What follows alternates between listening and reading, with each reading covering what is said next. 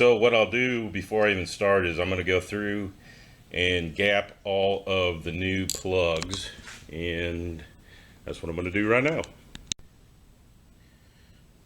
All right, so I'm going to gap them, and I took one out of the box and used the 45, and it is extremely loose for that. So what you do is you use this piece on the electrode to bend it back to close the gap.